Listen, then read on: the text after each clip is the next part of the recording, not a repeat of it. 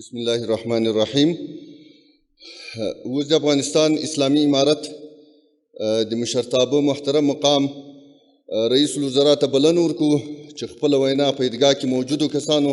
او د افغانستان ملت ته واوروي. نحمده ونصلي على رسوله الكريم أما بعد فأعوذ بالله من الشيطان الرجيم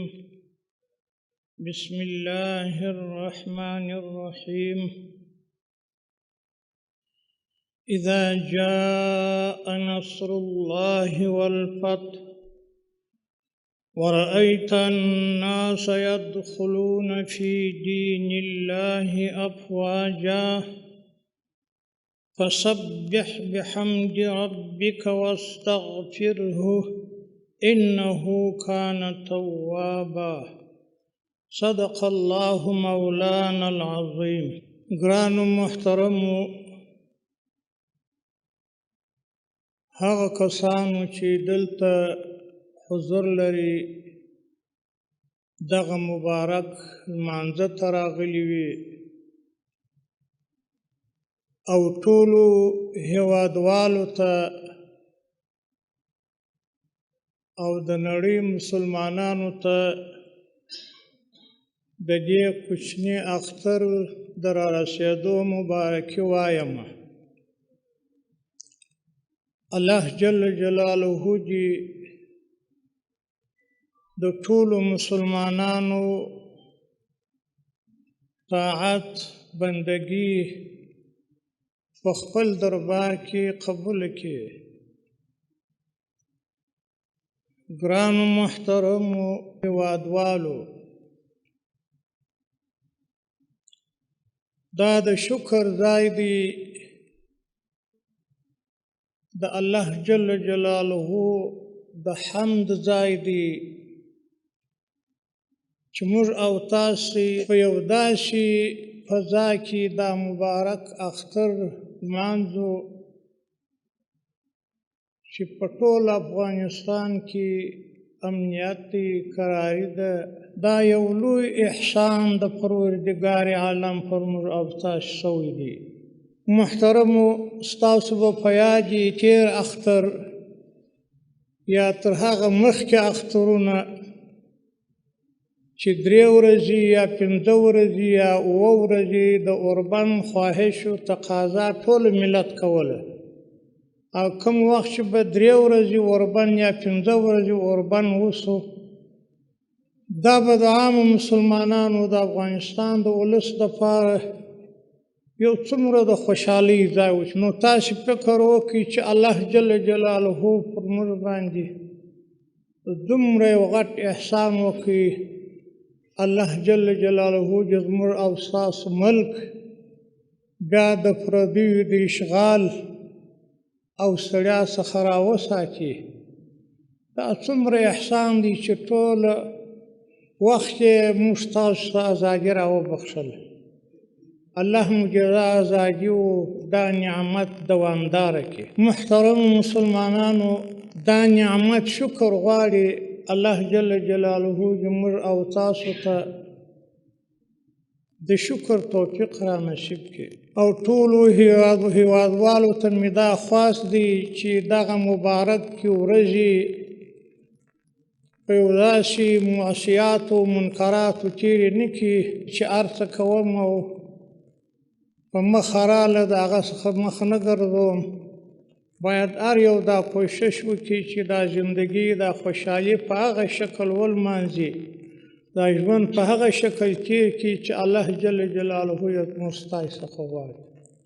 دوهم غواړم چې د دغه اختر د ورځې څخه په استفادې هغه خلکو ته چې د دې مبارک نظام او د دې مبارک ملت په مقابله کې اوس هم بعضې ځایونه د ملت ته مشکلات پیدا کوي. زه ورته وایم چې ورونو، د افغانستان خلق یاست، سړی چې یو وار او 2 او 3 واره خطا وځي، یو لار تجربه کې باید پر هغه لار باندې بیا ولاړ نه شي. په دنیا کې به دومره قرباني یو ملت ورکړي دا ټول ملت د افغانستان اسلامي امارت هر فرد د افرادو مجاهدینو مشرانو کشرانو او په شمول د ملت ودې ته عفو وکړله سبحان الله تعجب دی چې یو سړی د 100 کالو وینه یو چاته بخشي د 100 کالو د کور خرابېدل چاته بخشي د 100 کالو د عیال ټوټه ټوټه کېدل چاته بخشي د 100 کالو د وطن ورانېدل چاپې وهل کورونه خرابول په اور سوځول هډوکي په تبر ور وهل هر څه عذاب چې د بشریت په تاریخ کې به چا نه لیدلي په دې 100 کاله د دې ملت سره شوي دي کوم وخت چې ملت پر دې قدرت پیدا کړي چې ورسره وکړه ټول ملت ته دې شاهدان نړۍ د دې شاهد ملت مسلمانانو امارت اسلامي دې ته بخشش وکړي عفو ورکړي نو زه دې ته دا وایم چې لږ فکر وکړي افغانستان د ټولو کور دی افغانستان په عفو کې استثناء نه ده کړې څوک چې تښتېدلي دي یا تللي دي هغه د هغو خپل مشکل د ځانه سره دی امارت دې ته عفو وکړه د دې مال یې ور محفوظ کړي چې په خیانت و غبن و غلا په هر شکل چې اخیستی دي امارت موږ هر مجاهد ته وایو که د دغو خلکو په کور کار ودرلود په جایداد مو کار ودرلود په مارکیټ مو کار ودرلود لوی لوی پمپونه دي تجارتونه دي روان دي دا مجاهدین یو غږ نه ورته کوي چې ما یو چاته کلیپ ورکړی موږ راکشو د دې پر اموالو خپل مجاهد ته سزا ورکړو نو زه هم دې د دغه وخت څخه د دغه عفو څخه دا مو ورته خواست دی چې نور مخ خپل ځان در بدره کړو چې 100 کاله د دنیا طاقتونه در سره وه هېڅ ګټه یې نه وکړه بېرته ورک شوې د ملک خو راسه دلې په خپل ملک کښېنه دا ته وینې چې هغه خلک چې په دې ملک کې د دې ستاسې د کاروانو مشران وایي په دې ملک کې ارام ناستې څوک تکلیف نه ورکوي د هغه مبارک مجاهد د دې پیره کوي پر دې ولاړې چې دوی ته څوک تکلیف ور ونه کړي څه در سره وکړي څه غواړې ته د ځانه سره فکر وکړه څه غواړې نور ته خوندي شوې مال دې خوندي شو سرای دې خوندي شو عیال دې خوندي شو جایداد دې خوندي دی تجارت دې خوندي دی نور موږ ستا سره د امارت څه وکړي ته ووایه څه در سره وکړي نو الله جل جلاله دې موږ ته هدایت وکړي الله موږ په هغه لار روان کړي چې د الله او د رسول لار وي ګرانو محترمو غواړم چې یو بلې کوچنۍ خبرې ته هم اشاره وکړم موږ دا ویلي دي چې موږ په هېڅ چا ته ضرر نه رسو موږ نه غواړو چې د چا په امورو کې مداخله وکړو که د نړۍ هېوادونه دي که همسایه هېوادونه دي موږ اطمینان ورکړو موږ پر هغه تعهد ولاړ یو موږ مسلمانان یو دا د منافق خاصه ده چې وعده کوي پر وعده وفا نه کوي موږ هغه مسلمانان یو چې وعده وکړو پر خپله وعده باندې کلک ولاړ یو په دا 2 میاشتې کې چې موږ دلته راغلي یو څوک دا ثابتولی شي چې امارت په یو مملکت کې مداخله کړې ده یا همسایه یا نور هېوادونه او کوم تعهد چې دوی د امارت سره کړی دی موږ تاسو ټوله د دې شاهدان چې ووتله چې موږ په دې ملک کې مداخله نه کوو لاس نه وهو پر دې ملک یې بندیزونه نه ولګول دا مداخله نه ده د دې ملک یو جزي شتمني چې په بیابان کې وه دا هلته ضبط نه کړله دا په دې ملک کې مداخله نه ده وایي د طالبانو په راتګ سره په افغانستان کې لوږه ډېره سوې ده خو ته راغلې پلا دې ملک 100 کاله په اور کې وسوځول ته چې ولاړې بیا دې پر دې ملک بندیز ولګاوه چې خپل شی و هغه جنې بند کړي په دې ملک په دې 100 کاله دا ټوله دنیا د دې شاهدان دي د چش کړي دي چې دوی ولاړې هغه ناوه د پیسو چې پر دې افغانانو رایله کړې وه چې هغه یې بنده کړله یو ځای یو پر دنیا یو زیربنا یو شی د اشیاو د ملت خو وینې څه شی کړي نو خو چې ته ووتې هغه خپله دغه ناوه یې پر بنده کړله ملت خود به خود په مشکل کې ولو نو موږ دا وایو چې تاسې داسې مه کوئ ای دنیاوالو یو څه لږ په دا خپل ګریوانه کې سر دننه کړي دې مسلمانانو ته نور مشکلات مه پیدا کوي موږ هغه تعهد و وعده چې کړې ده پر هغه وفا کوو ستاسو هم دا خواهش دي که همسایګان دي که د دنیا هېوادونه دي چې پر خپله وعده چې د امارت سره یې کړې ده پر هغه باندې وفا وکړي نور غواړم چې مسلمانانو ته د افغانستان یو لږ یادوري دا وکړم چې تاسې مطمئن اوسئ چې څه مشکل به خامخا یو ځای ما په یو جزیي خطا کې څه مشکل وي امارت تاسو ته اطمینان درکړي تر هغه وخته به بیا د بدن په خپلو وینو سره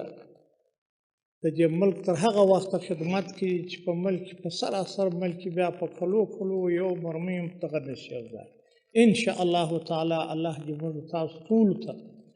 توفیق را په برخه دا یوازې امارت نه بلکې ټول ملت په تعهد د امارت سره کوي چې دوی به هم همکاري کوي موږ به هم کوشش کوو او دغه اطمینان در کوم چې الحمدلله د اقتصاد په باب امارت چې خپل وس و توان مې هغه یې کړی دي او هم بیا کوي چې د دې دپاره یو اقتصادي کمیسیون جوړ دی او شپه ورځ هڅه وهان کې مشران ملګري نور کارپوهان ورسره ملګري دي چې د دې مسلمانانو دپاره چې په دې ملک کې ستونزې د خارجیانو ایجاد کړي دي چې دغه ته یو د حل لار پیدا کړي خلکو ته دعوت ورکړو دوی هم ورکړي موږ اوس ورته وایو چې هر څوک غواړي په دې ملک کې پانګونه وکړي موږ یې د هر شي تضمین کوو په اطمینان په ډاګ ورته وایو نو الله ته به زارۍ کوو تاسو موږ به په ګډه کومک سره کوو همکاري به سره کوو په ملک کې که یو ځای ستونزه په یو شي کې وي د هغه دپاره به په ګډه سره هڅه وهات کوو نور یې ستاسو زموږو د ټولو مسلمانانو الله جل جلاله نصرت وکړي الله جل جلاله دې د هغو شهداو شهادت قبول کړي چې د دې ازادۍ دپاره یې سرونه قرباني کړي دي الله جل جلاله دې د هغه یتیمانو کونډیانو هغو سپین سرو مندو تکالیف په خپل دربار کې قبول کړي چې بچیان یې په دې ازادۍ په لار کې قرباني کړي دي الله دې ټول ملک ته سعادت نیکبختي ور په برخه کې دا ټول ملک هر فرد هر زنانه هر کوچنی هر سپین ږیری ځوان د دې ملک په قربانۍ کې خوش سوی دي زهیر سوی دي کور یې خراب سوی دي د ازادي یوازې د امارت مسؤلینو دغه د ملک بچیانو چې د امارت سره ولاړ وه د دغه خلکو بچیانو چې دا د ولس خلک دي په خپلو وینو یې دا ملت وګټي د امارت حمایه یې وکړله په هر وخت کې لبیک ورته ویلي و الله جل جلاله دې د دوی څخه په دنیا او آخرت کې راضي شي الله دې دغه ستړیا چې لږ شته یا وچکالي ده یا نور مشکلات دي خدای تعالی جل جلاله خو دې دا مشکلات په خپل قدرت سره په خپل رحمت سره ورحل کړي الله مو په دنیا او آخرت کې شاد ولره بیا د ټولو مسلمانانو او ټولو هیوادوالو ته د اختر مبارکي وایم الله مو شاد خوشحال او آباد ولره السلام علیکم ورحمة الله وبرکاته